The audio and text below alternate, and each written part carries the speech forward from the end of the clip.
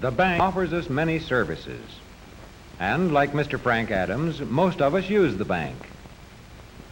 The bank is a good place to keep money. And here is Mr. Adams filling out a deposit slip. He lists cash and checks separately.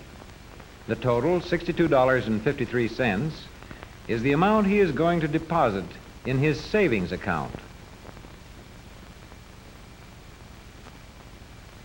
He takes the cash, the check, the deposit slip, and his bank book to the teller at the savings window.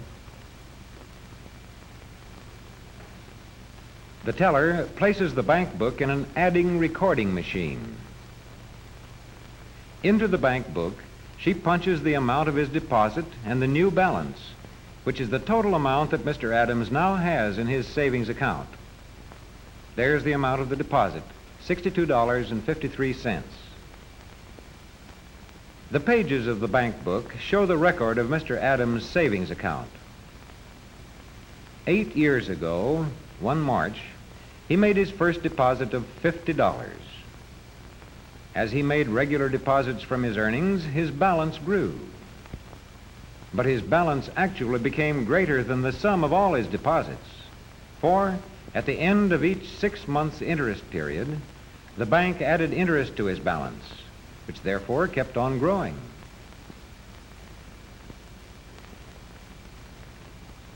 The teller puts Mr. Adams' deposit slip with other deposit slips in this basket. These slips are a record of the money that has come into the bank. And up here, they're checked in the proving machine. The bank's careful methods give Mr. Adams confidence that his savings are secure. And so does the federal government's insurance guarantee.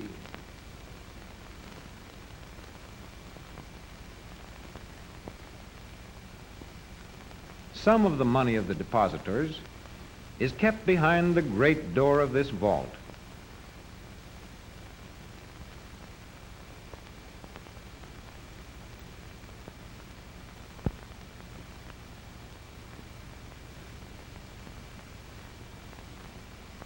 Part of the money that comes into a bank is kept in cash.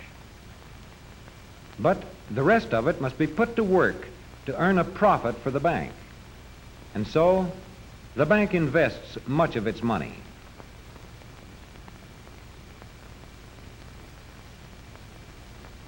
According to law, these investments must be safe investments, such as government bonds, municipal bonds, and mortgages. The bank also invests its customers' money in personal and business loans to reliable people. Here is Mr. Adams with the president of the Elmville National Bank.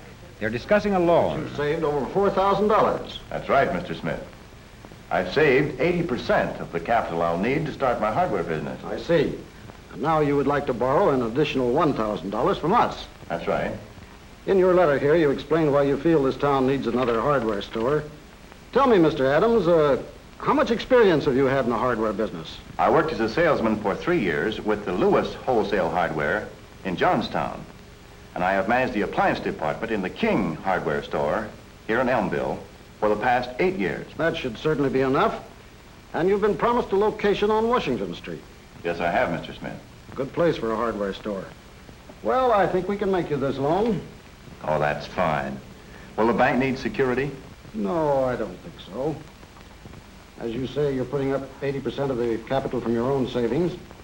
Besides, you've lived in this town and banked with us for quite a while. You have a good reputation. We know you're reliable. I'm glad you think so. Here's the note, and this is where you sign. You'd better read it over carefully first. Let's see. For value received, I promise to pay to the Elmville National Bank $1,000 in monthly installments of $50, beginning 1 month from the date of this note. This seems okay. Fine. And since you're paying the loan back on a monthly basis, we will calculate the interest on a monthly basis, too. The tables in this book will give us the exact figure. Now, let's see. 20 months. At our usual rate, it comes to just $20.43. Now, we will subtract the interest from the principal and give you a check for the balance. That sounds all right. How much will it come to?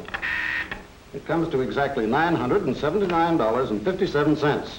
That's fair enough. Miss Jenkins, will you please make out a check to Mr. Frank Adams for $979.57.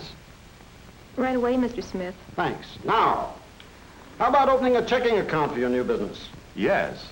I'd like to do that right away so I can start paying for my furnishings and my merchandise by check. I'll start my checking account. Mr. Adams finds his new checking account very useful. To pay for the $150 worth of merchandise which he has ordered, he is going to draw a check on his bank.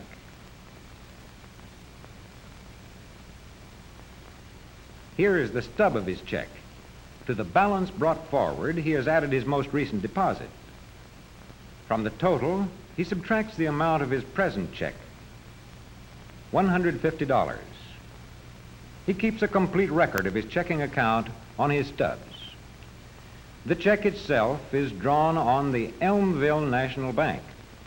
That means it is an instruction to the bank to pay to the order of the Miller Supply Company the sum of $150.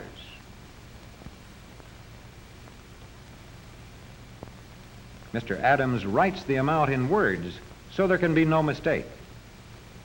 The Elmville Bank on which this check is drawn will pay out the $150 as soon as the Miller Supply Company endorses or signs the check and presents it for payment. All that remains for Mr. Adams is to mail the check with his order to the Miller Supply Company, which can collect the money as soon as it endorses the check. And here is the check arriving at the Miller Supply Company. The girl stamps or endorses it. But instead of collecting the money direct from the Elmville National Bank, the company does it through its own bank, where the check is arriving right now. This bank can collect $150 once it places its own endorsement on the check, as it is doing here. But instead of collecting the money directly, it uses a more convenient method. Like many other banks, it sends its checks to the Federal Reserve Bank for collection. The Federal Reserve Bank is set up to handle thousands of checks from hundreds of banks in a single day. All these banks save themselves a great deal of trouble by collecting on checks through the Reserve Bank. The Federal Reserve Bank collects the money direct from the banks on which the checks are drawn and returns the checks to these banks. And so, Mr. Adams' check reaches the Elmville National Bank, where it is canceled to show that $150 has been paid out of Mr. Adams' account. As proof, the canceled check will be sent to him along with his monthly statement. And here Mr. Adams is serving a customer in his hardware store. He is building up a prosperous business with the help of his bank loan and the money he has saved over the years in his savings account.